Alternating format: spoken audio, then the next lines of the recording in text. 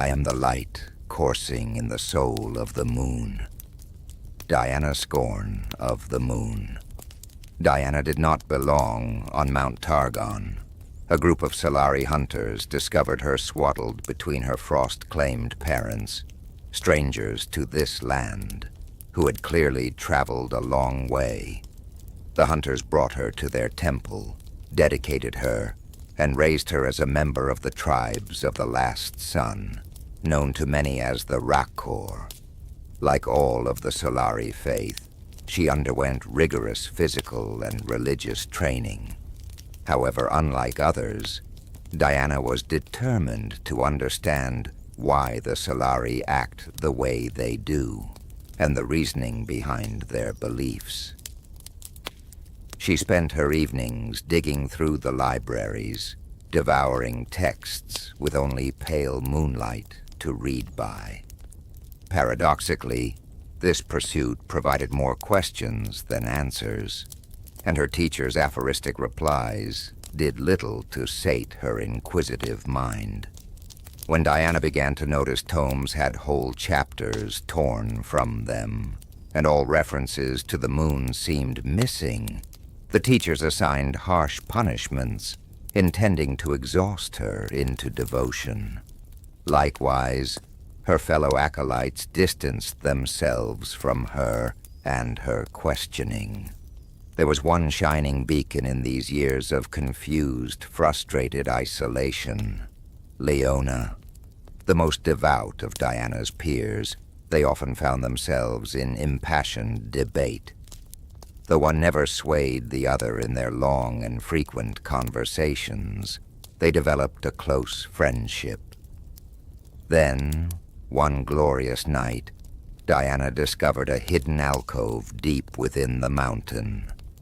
Moonlight spilled against its walls, revealing imagery of the sun, of soldiers armored in gold alongside silver-clad warriors, and matching imagery of the moon, atop Targon's greatest peak.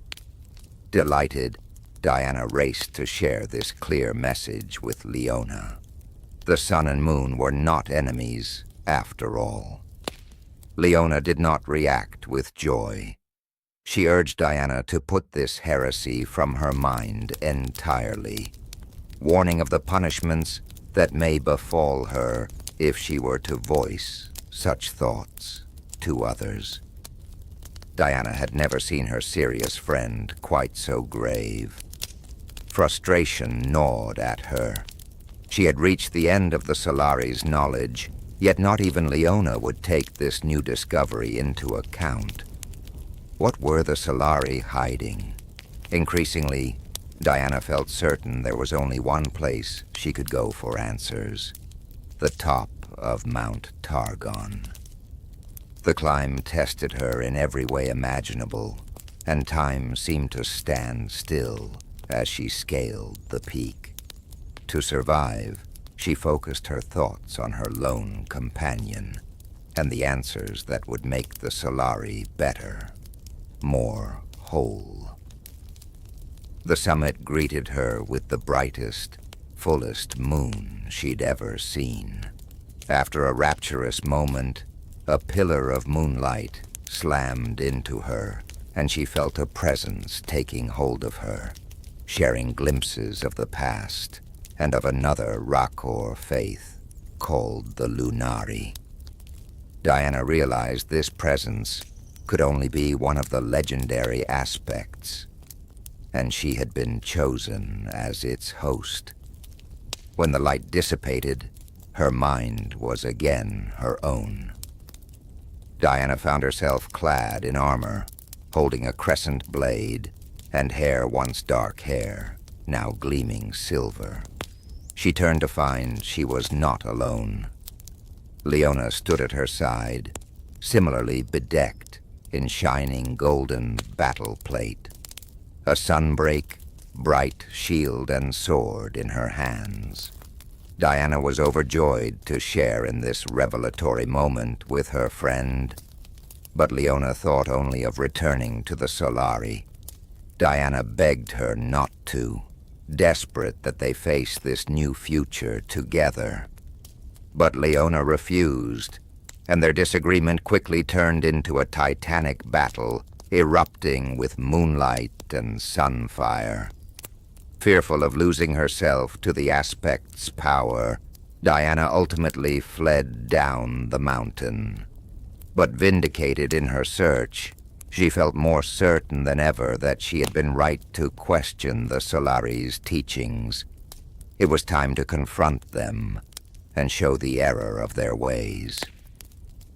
Pushing past their Rahorak guardians, Diana burst into the chambers of the high priests.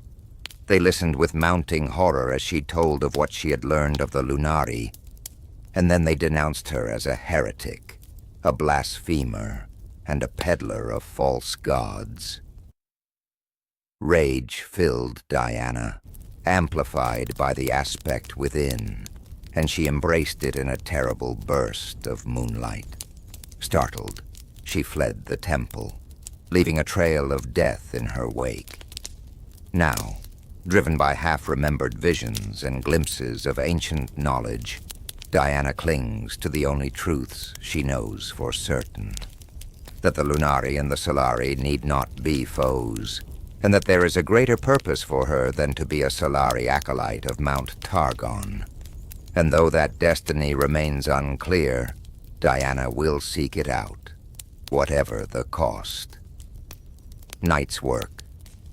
Night had always been Diana's favorite time, even as a child. It had been that way since she was old enough to scramble over the walls of the Solari temple and watch the moon traverse the vault of stars. She looked up through the dense forest canopy, her violet eyes scanning for the silver moon, but seeing only its diffuse glow through the thick clouds and dark branches. The trees were pressing in, black and moss-covered, their branches like crooked limbs reaching for the sky. She could no longer see the path, her route forward obscured by rank weeds and grasping briars.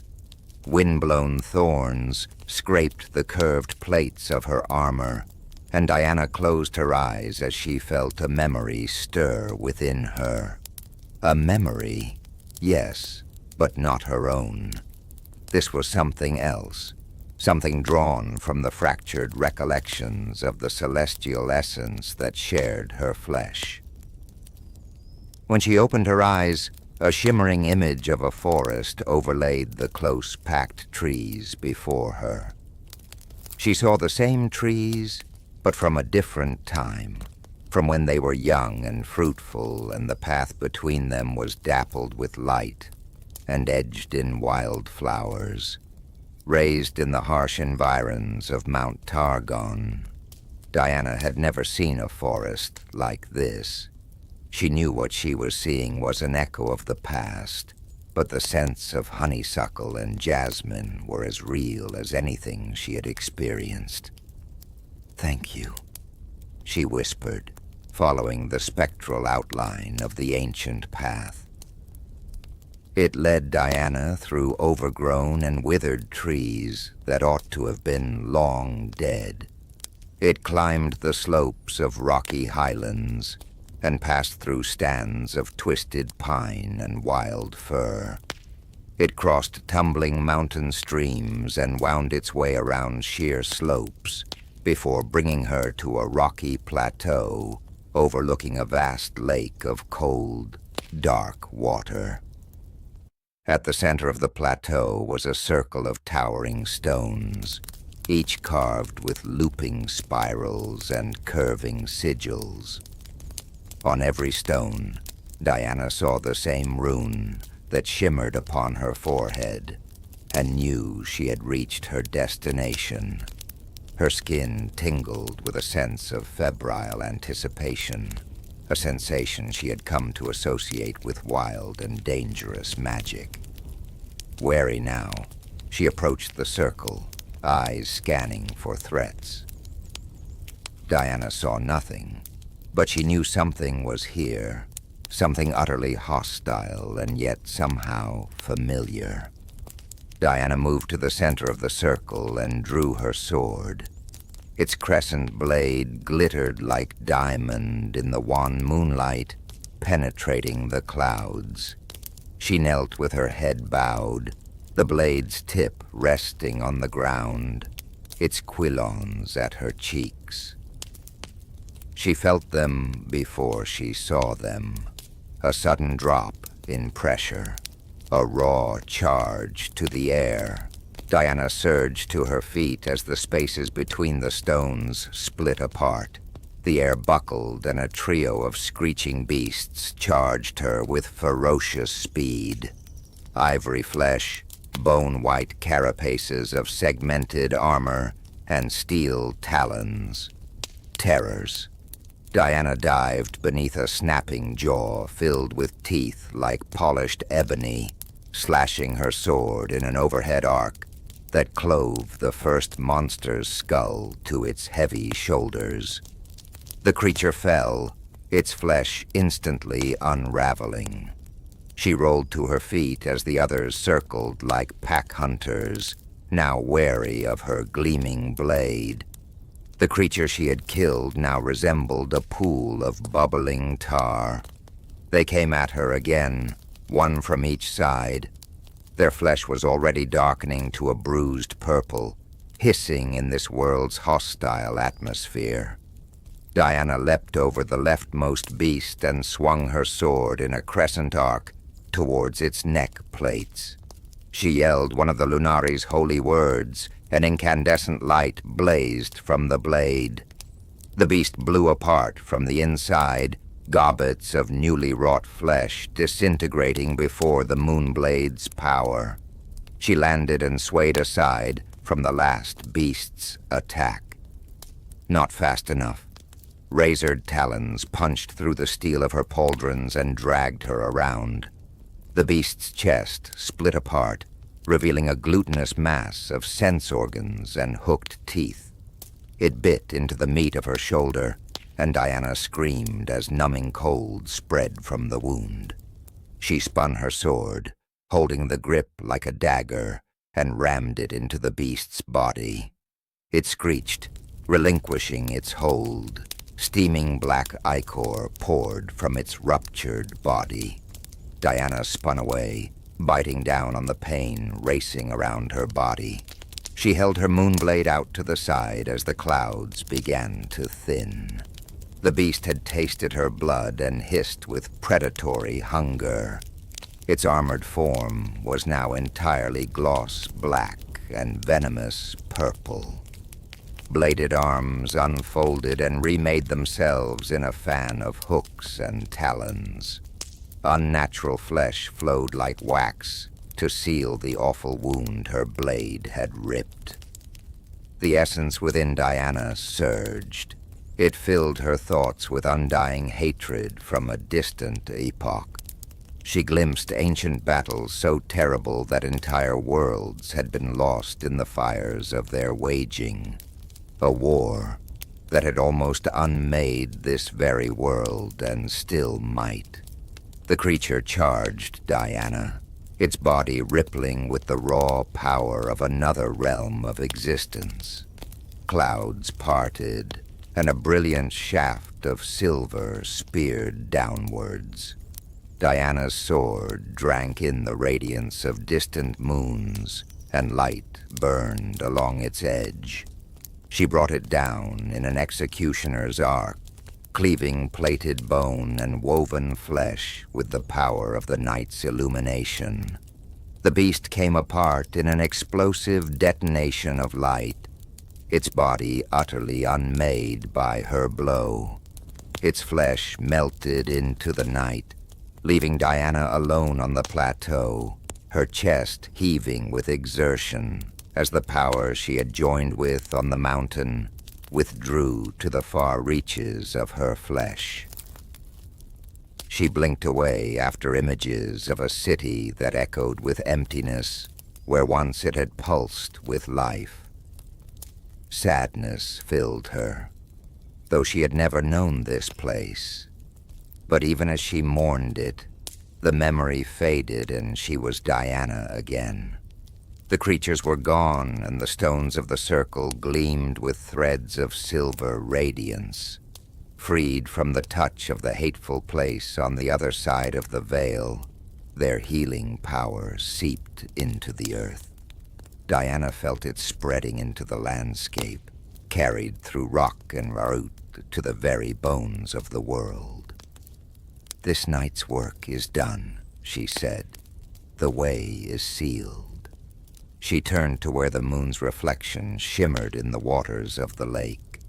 It beckoned to her, its irresistible pull lodged deep in her soul as it drew her ever onwards. "But there is always another night's work," said Diana, "rise with me. Here, upon the great mountain, the beloved of the sun sing to her a song of love and devotion, of battle and glory. The golden sun, her light ever shining, bathes our faces in warmth and scorches our enemies, burning them to holy ash. Yet even the radiant sun must rest, and so we are left without her, cold and naked and alone, at the mercy of those who stalk in the dark. We mourn for her as she slumbers, knowing she never wishes to part from us. The last wink of twilight, her fading farewell kiss. Yet the night we would miss her most dearly, the darkness long and bitter. We persuade her to stay longer and dance with us to her own music. Twilight's kiss extended, a roaring flame that thaws through winter's grasp. The sun stays awake all through the night, whispering her sweet secrets until the dawn. We battle the lull of darkness for her, for the love she bears us, and we gaze upon her glory as we show her our own. Hymn of the Dawn, Tablet 16, lines 33 to 60. Missive from the High Office of Candescent Priestess Thalia, 40, toward the nadir. To all those faithful youth who reside within the temple of auroral triumph, the journey of the sun takes her farther away from us each day as winter descends upon the mountain once again. Yet as the days grow ever shorter, we do not respond in fear. Instead, we prepare for the festival of the nightless eve. Now a mere 40 rises hence. Acolytes may notice that this festival, the temple shall be using a different holy lantern glass to light the first sunspark torch than we have in ages past.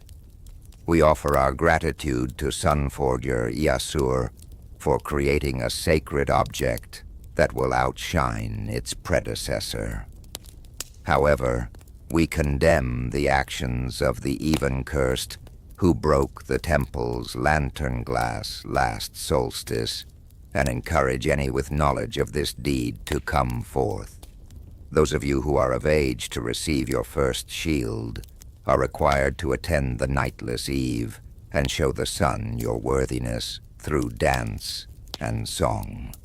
You may attend in a dyad, should you wish to witness the glory of the sunrise with another acolyte. Only through our devotion may the darkness be kept at bay. Letter from Initiate, Priestess Elsine, to an acolyte, formerly in her care. 38 toward the nadir. Day blessed Diana, your instructor. Sunsworn Priestess Nemia has brought troubling information to my attention, in the hopes that I might exert influence on your future actions. It would seem as though you are beginning to voice doubt in our teachings. It is good to sharpen your understanding by asking questions, but it is unacceptable to suggest that your instructors are not well versed in the sacred texts. You must show deference to those who have studied longer and harder, who are trying to impart their wisdom and faith unto you. Even if you disagree with their conclusions, I know you understand that your instructors are but mortal, as you are, as I am, and that none of us can fully understand her glory. But this is not something you should ever express to others at the temple, not unless or until you have made your initiate vows. The priestesses of Nemaya's rank will be unwilling to discuss this nuance with acolytes only 14 years of age, and instead will be inclined to issue punishment. For now, I urge caution and silent contemplation. Do not engage further if you do not believe that you can do so respectfully. Perhaps this is contributing to the lack of warmth you feel for the other acolytes, and that they feel for you. It is difficult to burden oneself with friendship of another who has earned the wrath of her instructors. I saw this even when you were under my tutelage last year, after your quarrel with initiate priestess Nysinde. Here I urge you to let your inner light shine through, as brilliantly as I have seen in our private discussions. The other acolytes will come around. I will converse with Sunsworn Priestess Nemia about reinstating your speaking privileges during oratory class, if you swear to me that you will follow my advice. Otherwise, I will not speak for you. In the light, initiate Priestess Elsine, Diary of Diana, Ward of the Rakor, 38. Toward the nadir. Apparently, asking Nemaya about why we call night the darkness was a step too far. But it's not dark at night. Not completely. There's a gentler light. Not hot and burning, but cool like a stream in summertime that shines alongside the stars and illuminates my path when I walk the grounds. Why then do we only speak of the sun? What is this other ethereal being? Why is the sun's light the only one we are supposed to see? I would never bring that up in oratory, though. Not when Nemia has proclaimed that I am to hold my tongue for the remainder of my time in her charge, for being disruptive and disrespectful, and whatever. Fine. Let the other acolytes spout pretty poems when they try to make a convincing argument, and repeat the same verses over and over and over until I throw up my hands in defeat and beg the instructor to let me tear them and their flimsy conclusions apart. Today, we were supposed to discuss the upcoming festival. So Sabina gave a little speech about how excited she is to celebrate her first nightless eve with the other shield-aged. That was it. That was the whole argument. The entire point of view was, won't this be fun? Ugh. This is what Nemaya has to work with, and she chooses to punish me instead. Leona volunteered to get up and argue against it, but how can you argue against, I feel an emotion? She could only combat it with having a different emotion, one of exhaustion or trepidation about serving the sun the right way or something. It wasn't what I'd call captivating oration, but at least she tried, and she mentioned something about the darkness being somber, not evil, but somber, which is not actually the same thing at all, and that caught my attention.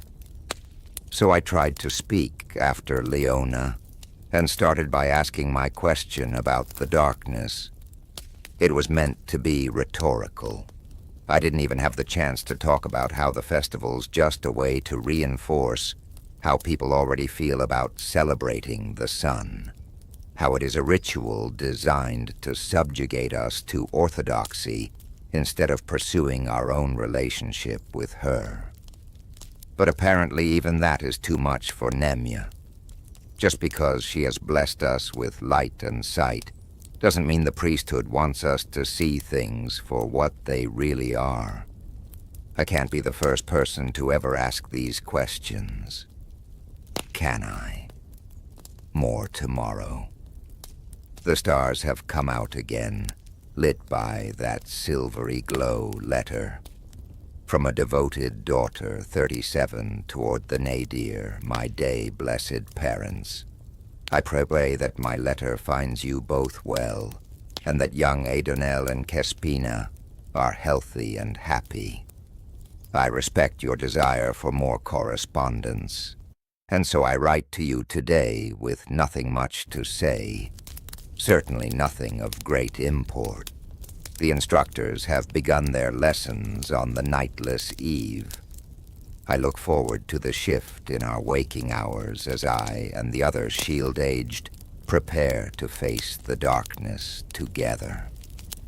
To Mother's question, I do not yet know whether I will attend in the company of another acolyte, nor whether I wish to do so.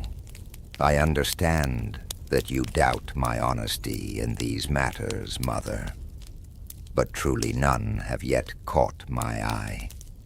I assure you that you needn't ask further, and that I will tell you plainly should that answer change. Oh, I performed admirably upon the War Games field this past week. Our trainer, Initiate Priestess Nysindi, praised me highly, and asked the others to observe my footwork and swordsmanship. She has said that my shield suits me, though I must learn to use it in support of my allies on the field, not simply as a means to protect myself. I take her tutelage seriously, and have asked Heiterope and Sabina to continue to train with me after our schooling has finished for the day. I expect to continue to improve. My academic pursuits are going well, though I feel I am lacking in my oration skills. I have spoken with Sunsworn Priestess Nemya, and she says that I am well on my way. Yet on this I do not agree with her.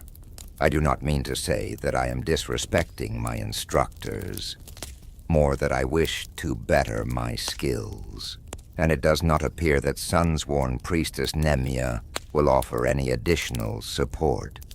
There is a girl in my oratory class whose arguments are concise and well-constructed, but her views and lines of thought do not always connect to what the instructors have taught. Yet she is always prepared, and other acolytes find their arguments fall to pieces under her scrutiny. Perhaps she is someone I could approach for assistance in this matter. I know you believe me capable of becoming a leader, and I will not fail you in this. In the love of her light, Leona notes passed between Leona, daughter of Sunforgers, and Diana, ward of the Rack Corps. Third it toward the nadir,